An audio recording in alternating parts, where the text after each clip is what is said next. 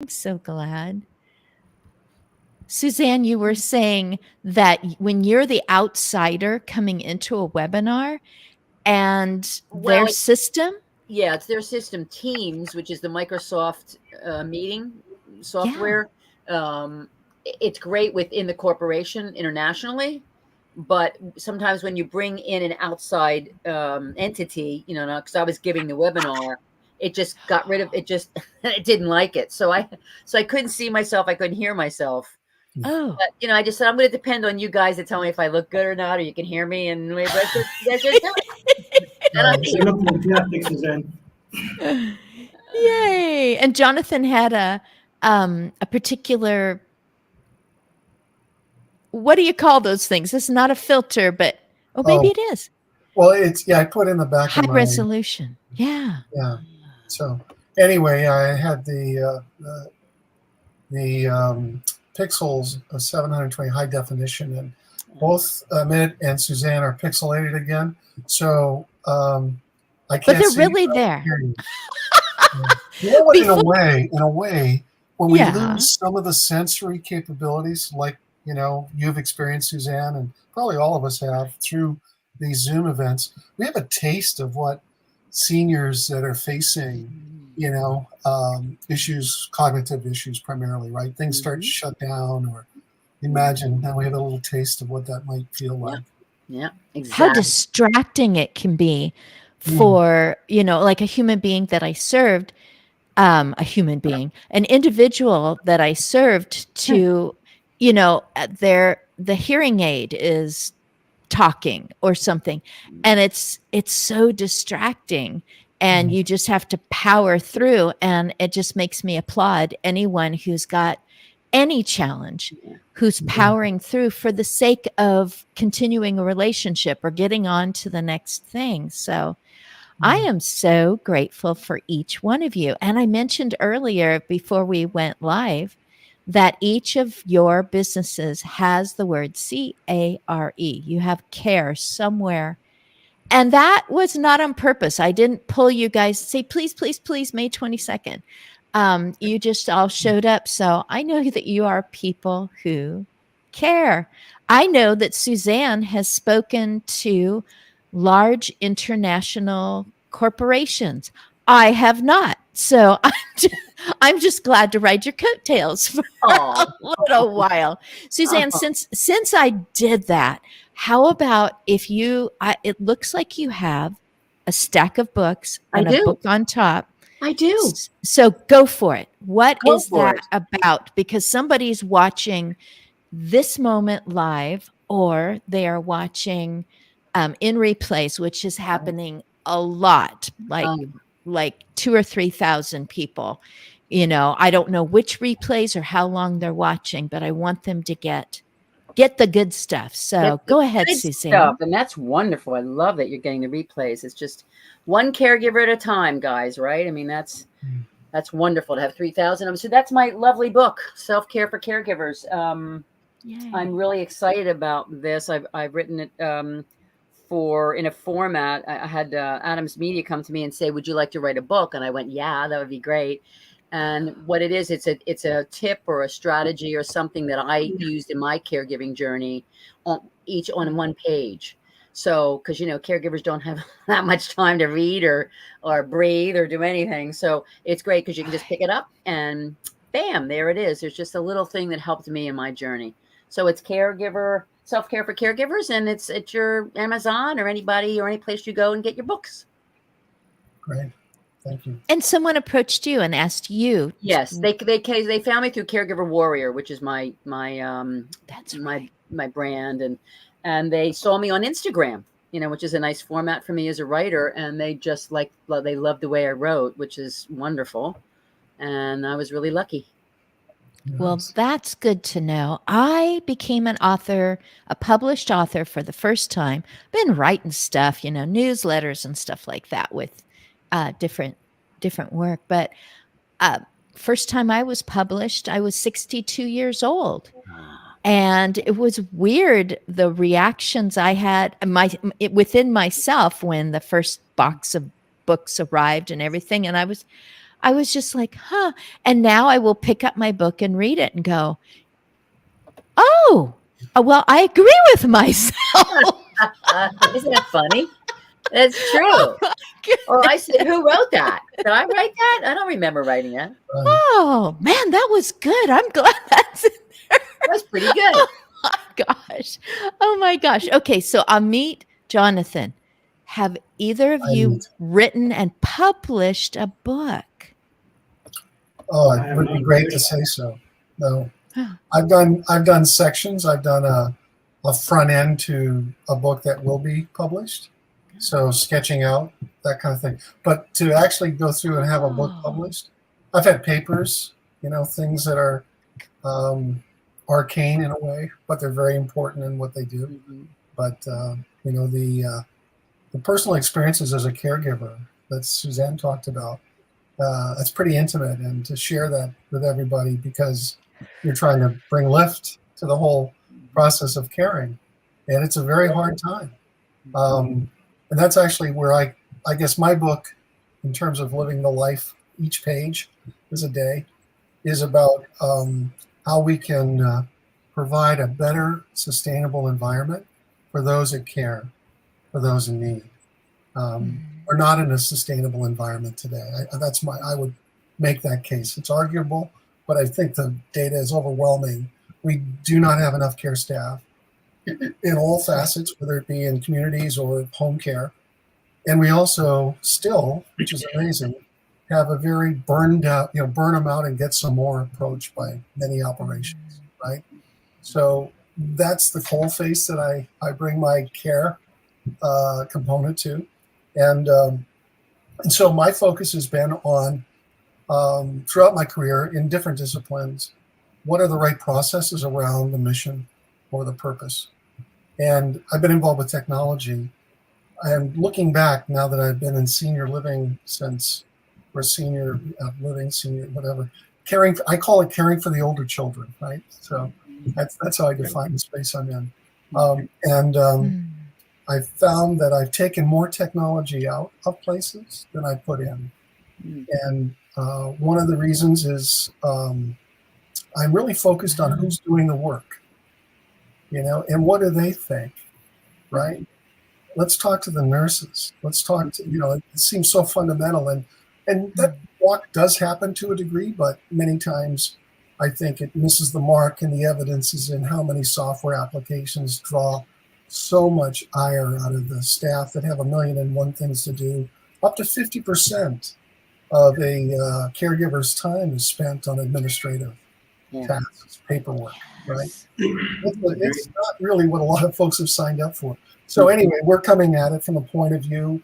VCare was created with myself and other partners to address the blending of robotics, or basically an autonomous help at the point of care.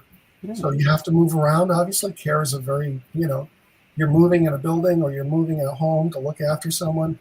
That person's moving, so there's the need to have care right at that point. So it has to be autonomous, that assistance. And we have a couple of models of what we call CC, or care companion behind me. And it can be configured in a lot of different environments. We can do med passing.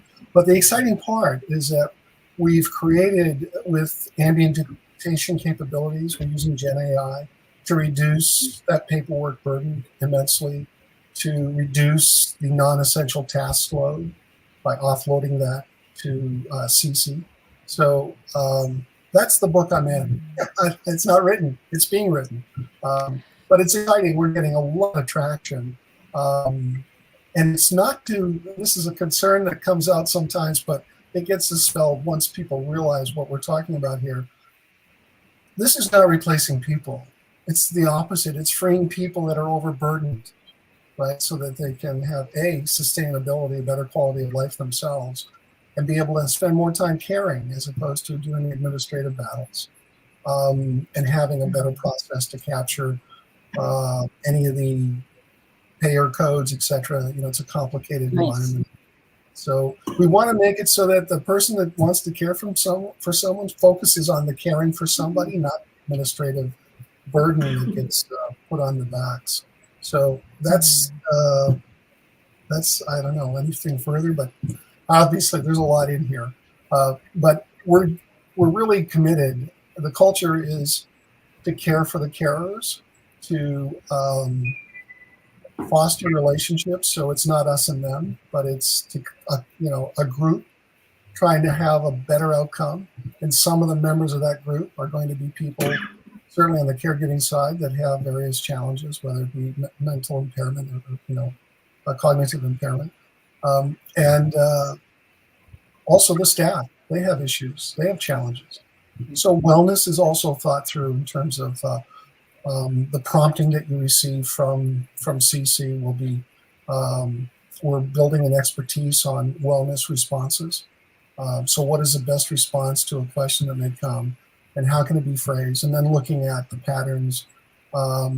If there's very loud spoken words, right? What do they mean? Context. So the algorithms and the things that we're involved in are all about getting that space, that place where the point of care occurs, well understood, using ambient collection of biomedical data, the blood pressures, etc., having the sensors with CC, so they can provide that data to the caregiver at the point where they would need it, and have all of that go into the necessary EMR or whatever reporting system. But it takes the spoken word, translates it, and puts it into the various categories. It's exciting. It's very much at the front end. And the key, and it's so fundamental, and it's at the heart of, I think, what drives you, Christine, is how can we help each other, right? How can we help each other better? And I think the guardrails that we need to put up will best be put up by people that are focused on the care, focused on the best sustainable environment. And that is not just how much money you can make. As a matter of fact, that's the antithesis of this. Money will be made, but its focus is on a balance, right? And if the balance isn't there with respect to the workload, the staff life, and the tools and the ability to be timely and support for the residents or the patients, we need to get there, right? Jonathan, there was something that you said a few moments ago that made me bristle. And I know that you were saying this should not be the situation. And Amit, what I heard him say was burn them out and bring in fresh people. That's the way it should not be. This is so silly. I'm going to say I'm on stage, and I have, done the last, I've got this guitar, and I've done this one part, and I toss my guitar and I run to the edge of the stage, and there's the cheering audience, and they're all jumping up and down in the mosh pit. And I just do a trust fall. I flip around and land on my back, assuming that a bunch of people are going to catch me. Not one person who will be injured, and so will I, but a bunch of people. And then they're going to pass me along to others who are all trying to keep me. I don't want to burn out my daughter and her husband, who are already, we're taking care of you when the time comes, because this is the talk I talk, and so we've discussed a lot of things.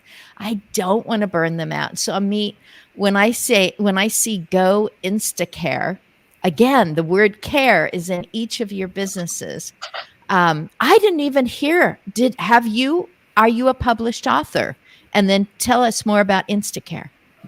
Absolutely. But before I start, I think I want to give applaud to both Suzanne and Jonathan. Fantastic work, guys. And I see the book. I think the title says Self-Care in the back. Yes. Yeah, that's so important, right? That's what Jonathan is trying to get for the caregivers. Hey, you guys need more time. Let's cut down all the unnecessary work, give you more time, and then obviously you can take care of yourself as well. And that is being talked about a lot nowadays. Self-care. So I would love to read that book as well. If you I'll have get you Amazon one. copy, Yes, yeah, I'd like to read that as well, right? And Done. then Jonathan, fantastic. oh, thank I'm you. sorry. I was going to say we need another book too. There's 2 books, please, Suzanne. Yes. Oh, okay. I Yeah. couldn't resist. Yeah, so Jonathan's idea is just mind blowing, right? In this day and age, why are we not thinking about using more and more technology and taking out all the unnecessary work? I had an interesting anecdote there. So to answer your question, Christine, I'm not a published author. I'm not that smart, Not yeah. Yet.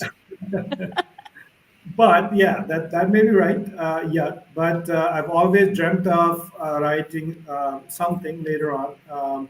Not good at writing though. I'm limited to LinkedIn posts and social media and stuff like that. But one day, someday. But I wanted to say, Jonathan, what you're doing right now, right? There was a interesting anecdote when I used to have a home care company in Illinois.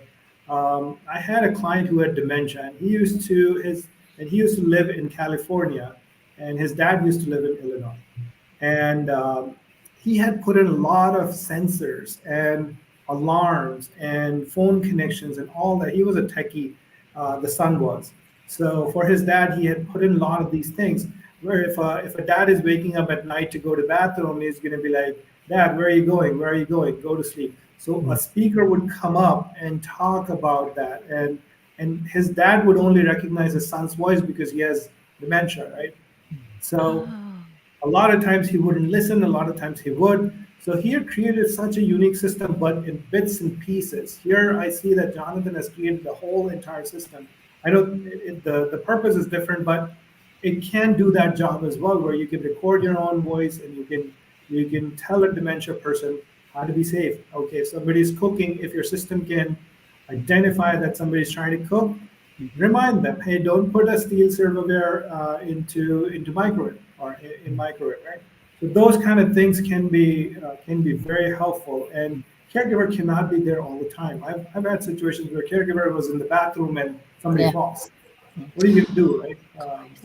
Caregiver is a human being, so they have to go to that. Those kind of things happen. So I see a huge potential in giving opportunities for caregivers to take time for themselves or cut out these medium tasks. My wife is a FNP, so she talks to me. She says, I take 5-10 minutes tops to see a patient. I understand what's going on. It takes me an hour and a half to write everything and to document everything, post it out and all that. She's like, I wish I could find people to do all this, but I really can't. So hopefully your system is gonna satisfy that need of all the care providers.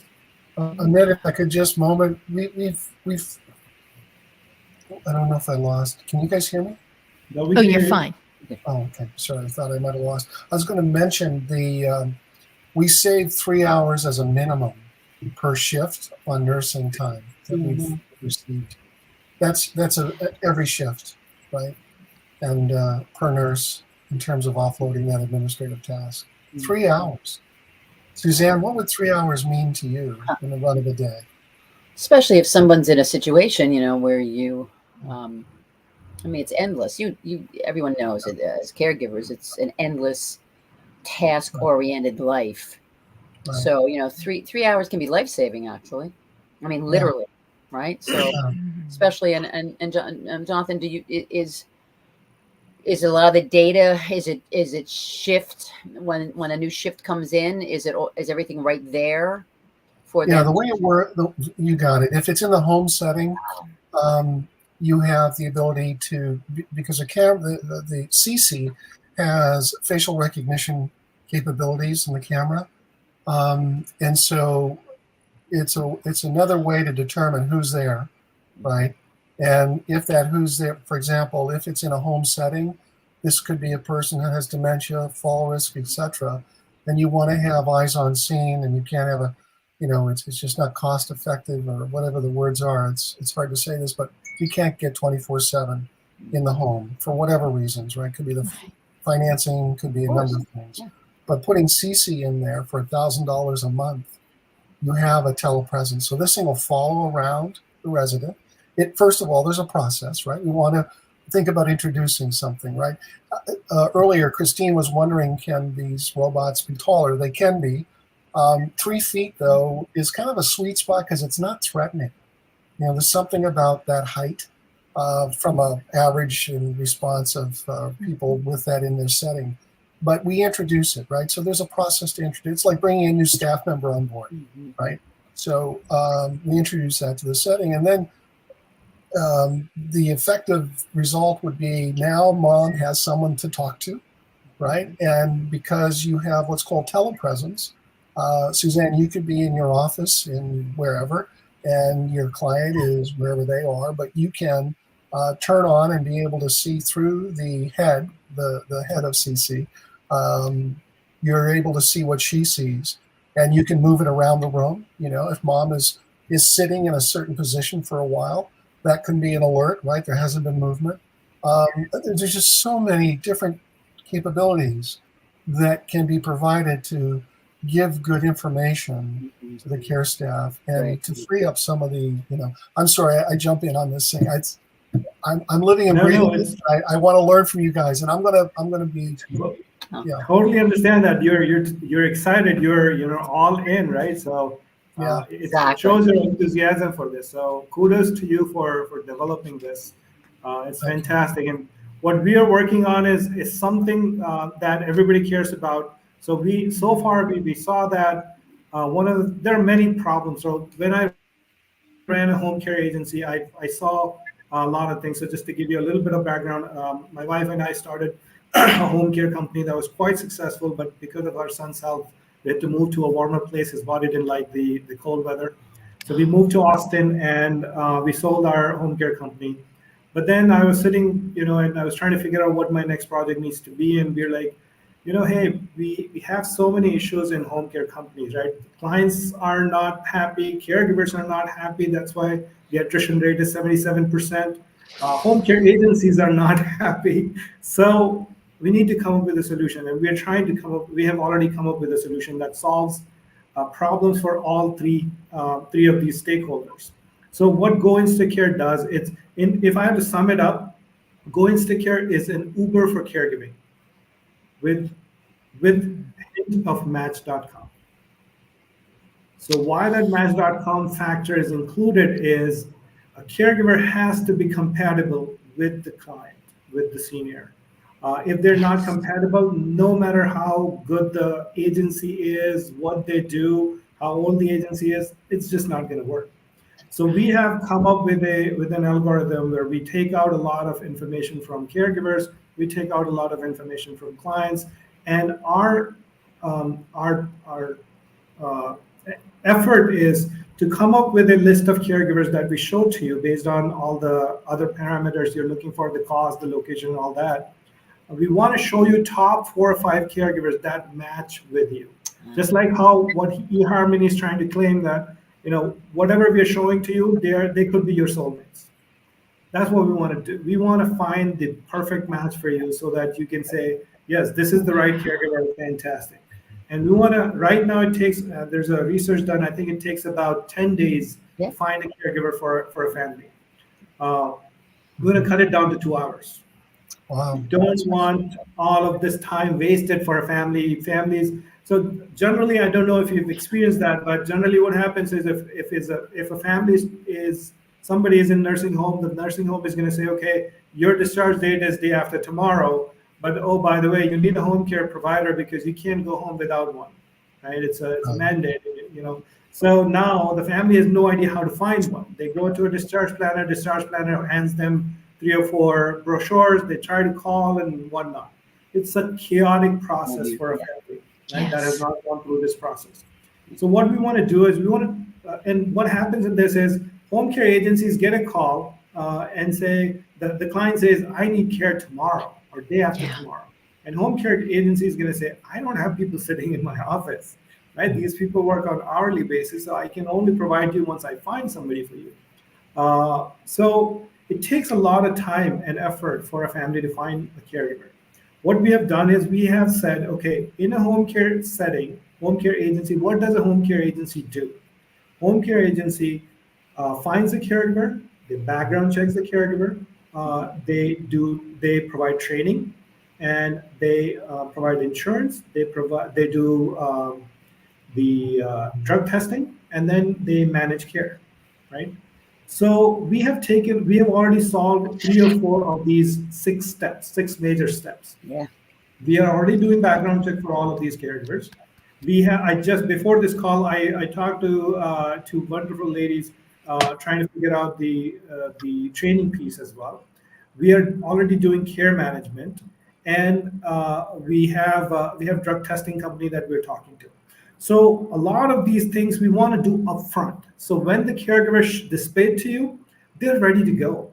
And now you are the boss. You can decide who you want to. So once you see the list, there's a video call functionality. You can talk to the caregiver right away. And now you know that you have talked to the person. Either you want to meet with them in person, or you don't like them, you move on.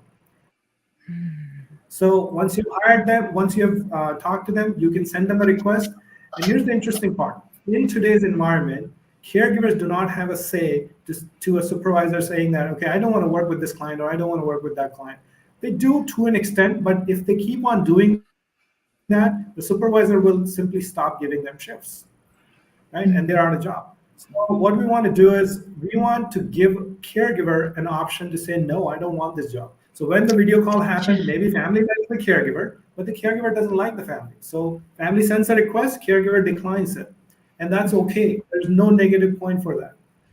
Once the caregiver accepts the shift and then cancels it, then obviously there's a negative point. And then the whole system is built on feedback basis. So whoever is getting better feedback is going to show up higher and higher on the list. So this way, if you're not doing a good job, if you're canceling too many shifts as a caregiver, you will be automatically weeded out of the system because you're not going to get jobs. Mm-hmm. So smart system to figure out all of this for you, and it's an instant system. Caregivers, on the caregiver side, what we have done is caregivers' problem is they're minimum wage people. It's hard for a lot of caregivers to sustain 15 days with that minimum wage. They work 70, 80 hours a week. And that's why Jonathan is doing what he's doing. So 70, 80 hours a week is a lot of work. So what we want to do is we want to say, okay, instead of getting paid every 15 days, in this gig economy, if an Uber driver can get paid after every job, why not caregiver? Mm-hmm. So what we do is as soon as the shift is completed, the caregiver logs out, client gets a notification, your payment, this much amount is due. And they pay that, and then voila, the caregiver gets the payment right away. It's all secured. Wow. So it's payment right away. And I wanted to give just a moment here. Puru and I just connected in the last 24 hours. I invited him to come in and make comments. He, at the end of what Jonathan was saying, Puru puts in, please share that website for VCare. So you caught his attention with your passion. You two guys are like, Suzanne, I want your book. And, it's just, this is just great. Imagine the world where people are like, and I can imagine that. I can. Where people are like, oh, when I grow up, I want to be a caregiver. When I graduate from high school, I want to take the courses in high school for gerontology and health and hospitality and all that, because I want to be a caregiver. And I've met these young people. This gal sat across the table from me in a panel discussion, and she said, oh, when I took loss, grieving, and dying class, that's not the right answer, but that's what it was about.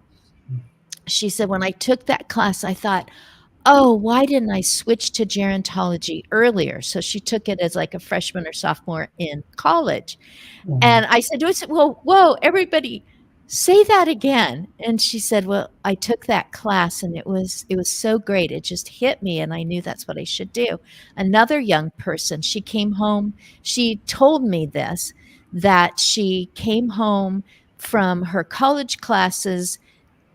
She went straight from college classes to her weekend job, came home to her roommate and was talking to a roommate, about her day. And the roommate goes, you know what? When you talk about your English classes that you're paying for, you're like, and blah, blah, blah. And I've got to do this. And I think the professor wants this and blah, blah, blah. When I was at the care village, I met this person and they responded to me, like they remembered me. And I brought out the thing that I had still in my purse. And and she's like, what are you doing with an English? So she finished out her degree, but then went on for a master's in dementia because someone else saw that passion. So I'm imagining a world where people are saying, I can't wait to be a caregiver. They have AI assistants. They have virtual this and that. I can pick my families. I'm not just put there and then kind of have this guilt thing if I'm like, I'm really uncomfortable with the dynamics of this situation. I do much better if I'm in this kind of a situation. And it's like, oh, I get to direct that. So I love that you said Uber meets Match.com or whatever it's called. I'm out of the dating realm. It's like people can understand that, and that makes sense. The commercials on TV where it's like, I need a doctor. This is it. This is my life, psychologically, physically, my background, maybe trauma informed. All this stuff is just coming forward to put your life into this person's hands, to trust them enough to say, yeah, I have actually been having that problem for a long time. I haven't told anyone else except you. You've got this building trust. I mean, yes, like you said, Jonathan, money will be exchanged for services. It's going to be part of it. But are you making that person's life better? Are they feeling good about serving you? Woo! Yeah, think about it, Christine. 10 years ago, when we had to go to the airport, the first thing we used to do was book a cab and make sure at 5 o'clock in the morning you would get up and you would make sure the cab is going to be there at 7, right? Now, that's the last thing on your mind.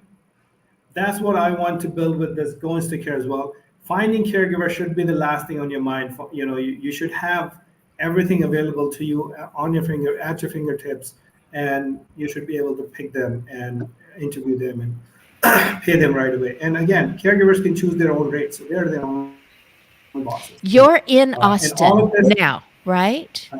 You're in Austin now. Does your system work in other regions? Yes, so we have about 8,000 caregivers on our app right now. We are right now trying to build Texas market, right? We're trying to say we have majority of these caregivers, I think 3,500 or so are in Texas.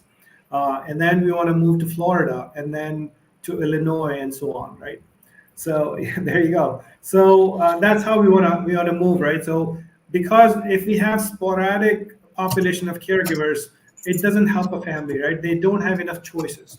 So we want to build a population of caregivers in one area, then go to market for add more families in that area and so on. So that's how we're working right now. Suzanne, good. She's like, I just want to jump in because, my wheelhouse, my world as a caregiver advocate is about the emotional state that we get in and how to navigate those emotions and how to thrive and how to survive and how to be empowered in a really intense, overwhelming situation.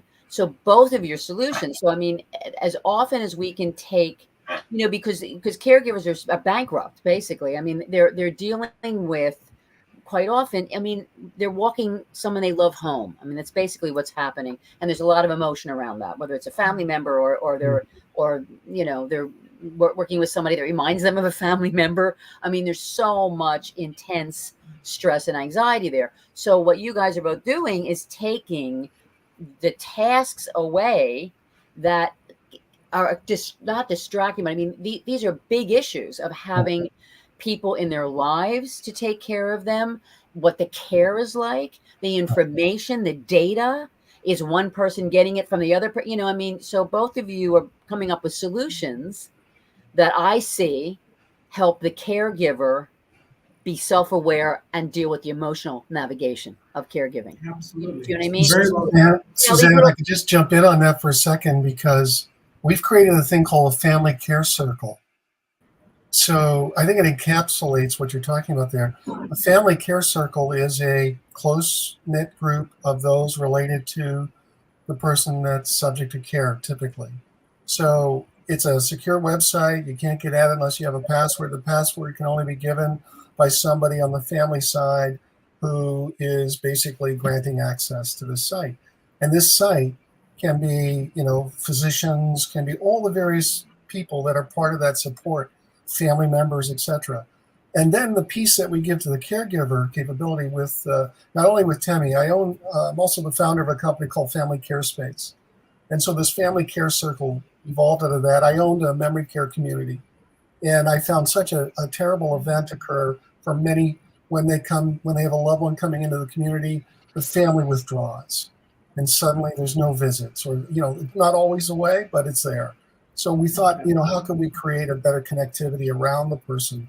And so we created this thing called Family Care Space, and in it has an engagement portal called the Family Care Circle.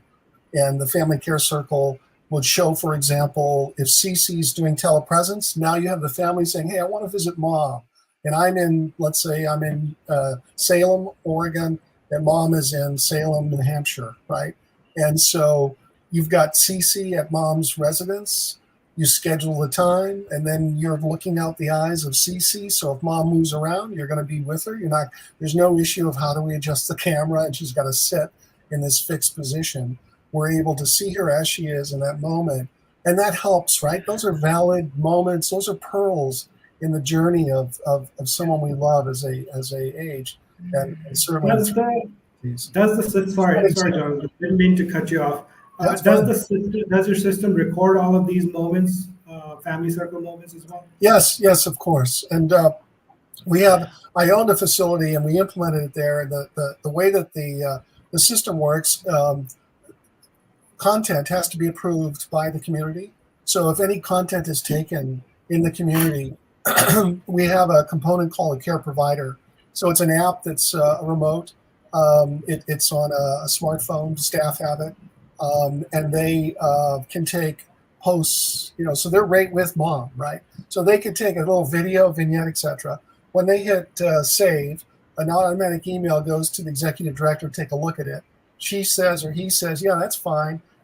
Hit save. Then let's say Suzanne is the family custodian of this, gets an email saying, hey, Suzanne, new content from mom, right? You're going to want to open that pretty quick probably. And you look at it and you say, wow, that's fine for everyone to see, right? Mom's remembering a nice story in the past, what have you. And then you hit approve. All the people that you have approved to interact, and it goes both ways. You can create videos and post them, and mom can see them, that kind of thing. But the real important element here, these are all important, but one of the real important elements is the connectivity that you're going to get with the care staff. This is something I found in my community. I mean, we built it with the care staff and the families, right? It was very collaborative. But what we found was that the care staff were being drawn into the unique stories of these individuals, right? Through creating these little vignette videos. So we're getting more connected with the resident. And their family were very appreciative of those videos, right? They're very precious. So they're complimenting the care staff. There's a very positive reinforcement going on in this process, to the point where I never thought I'd hear this. One of the staff members said that the reason they came back, they left for 50 cents more an hour. They came back after a month or so. And one of the reasons they came back was they said the system here, my community is called Sanctuary Care, the system here has their back, right? They have on their phone, they know where the staff members are, they know where the residents are, critical assets, and all of that. That's part of that environment. But there's an environment around. It's not just the resident or the patient, right? There's the people that support it. And so keeping that in mind when we do what we do in this, in the world of caregiving and looking after the older children among us, I think that helps us understand when there are issues, right? More eyes are on it, more eyes are sensitive to it, hearts hopefully as well. So that, I'm glad you mentioned it. I'm sorry, it's a hot button because we disconnect ourselves, when someone gets old a lot of times, and the poor caregiver is burdened with all kinds of stuff because of that. And, it doesn't have to be the way. And that is a always very fun. comfortable way to keep family. I like that. Suzanne, I'm only interrupting you briefly because I want you to start. We have this big 20-minute cush. So I want you to start by to start your opportunity to make sure that people know enough about you, your links, and your contact information. And the word is why. So I want you in just a moment to say why warrior, because of all the words you could have chosen, warrior stuck for you. For a moment, I'm coming down to Amit. Amit, did you get a chance to see Puru's second inquiry here? Did you have a chance to see that? I did. Yeah, he's asking when are we coming to India? Soon. So we have something going on in India as well. I have figured out the process there as well, because the background check process, and there's a lot of other stuff that is different in India versus the US. US has a lot more automated processes. So we have to figure out the security perspectives, security portion of that, the reliability portion of that feature of the app.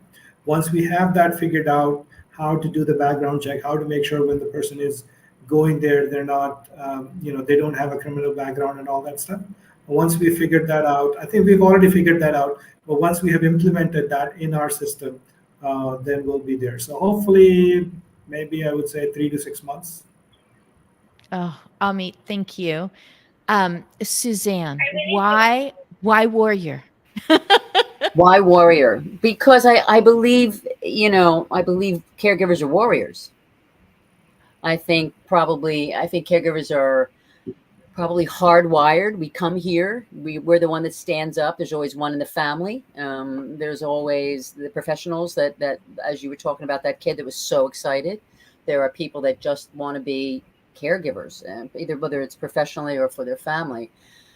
And, my dad was a World War II bombardier pilot. He was a hero. He was a warrior. And I cared for him. And, he said to me, hey, Soupy, you're really doing something. This is like going to war every day. And I'm like, yeah, it's, and I believe that I in a positive way, in that we caregivers do everything they can. They fight on a daily basis, on a daily moment, to keep the people that they love and care about safe and warm, and as healthy as possible. And it's a battle. It can be a battle, but they want to protect the people that they care for. So we have this wonderful caregiving vibe, but it's a very strong, brave, brilliant personality that steps up as a caregiver. In the trenches, rallying the troops. Rallying the troops. Battles every day, landmines. Uphill battle, yes. Victories, battles. Yes. It's funny that Suzanne mentioned landmines. We have a beautiful lady by the name of Rita Underwood. She's a vice president of clinical in the company. She's a nurse, and she's on a project, or was on a project. And my opening line we connected on the phone was, what kind of land she goes in to help correct and deal with issues with deficiencies, etc., turn things around. And I asked her, I said, Rita, what kind of landmines are you facing? And her response was, how did you know we face landmines in healthcare? And I said, Rita, come on. And she goes, those aren't the ones. The ones I face and see, I'm okay with because I deal with it. It's the ones I don't see. Those are the ones that, are, she's getting better at that, she said. But it is fraught with the battle, isn't it? There is a battle in this. Absolutely. And I mean, and there's a lot of grace and there's a lot of empowerment, and it's an incredible journey, whether you're doing it professionally or you're doing it for someone that's close to you and that you love. It is a brave, courageous, blessed, and graceful situation. And for me, you know, I had a lot to learn. I took care of a mom I didn't get along with. I ended up healing that relationship, but I mean, it was tough. So I had to come up with a lot of things. I made so many mistakes, but I learned, and I came up with strategies, and I want to share that. So I want to share what I've learned, my experience, strength, and hope with other caregivers so they can survive their caregiving journey. That's what Caregiver Warrior is all about. Nice. Beautiful. Tiffany Hall is like going, I know this too. I know this too. She says landmines. I use this word every day when referring to the long-term care path.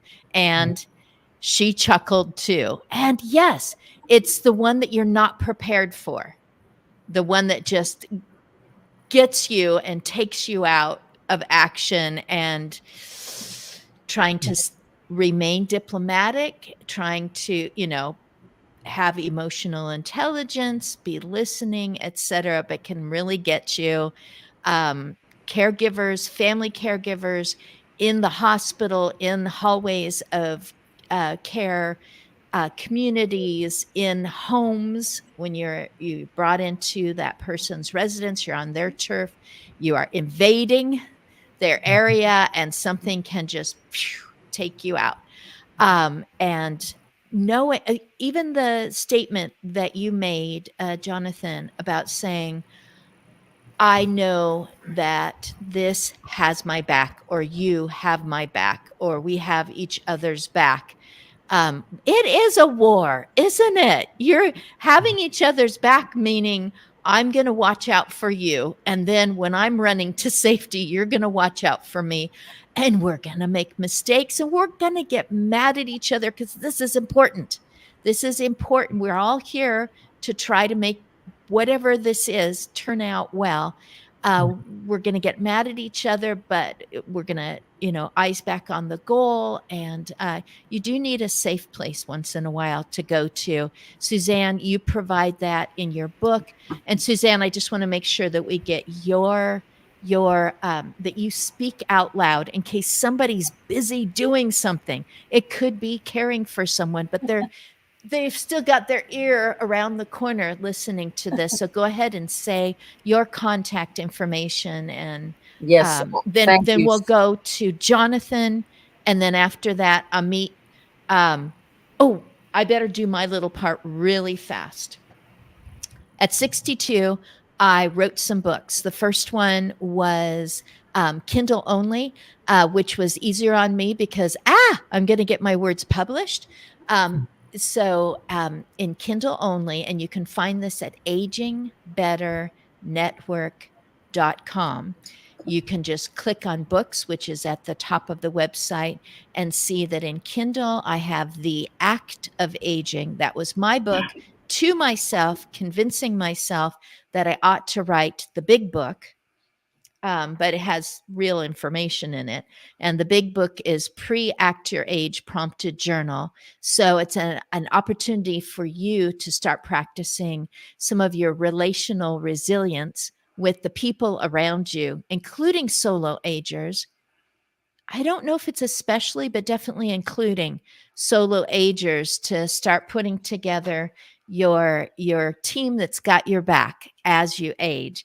And then an article became just this skinny little book, because you're at a point where you realize you're not just grieving a recent loss, you're re-grieving past losses. You are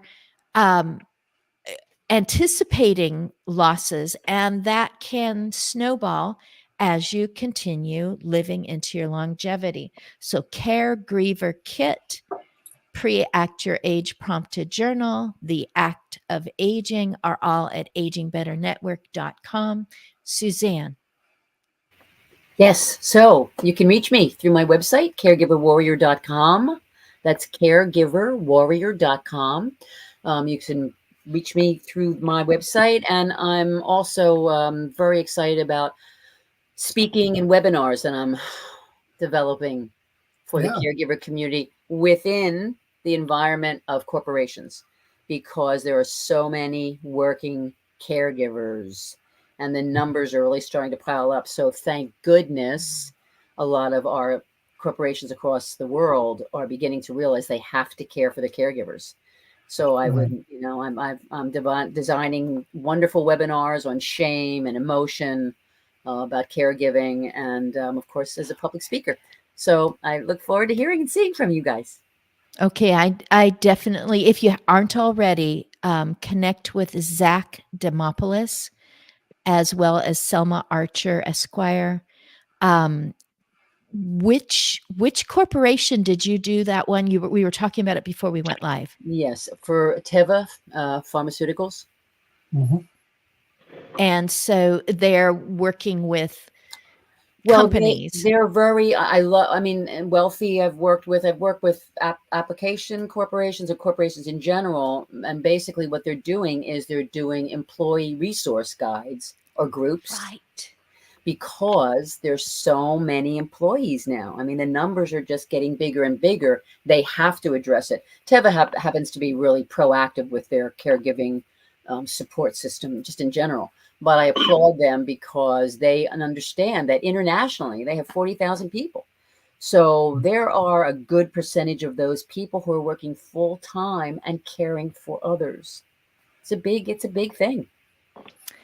Hey, you are right. There are so many employees who are also the primary caregiver for someone. So that's what Zach and Selma are breaking open. We have this big shout out from Teresa Bren Scar, who she will be on with Steve Berger and Christina Keys next Wednesday, May 29th. So a huge shout out to everyone.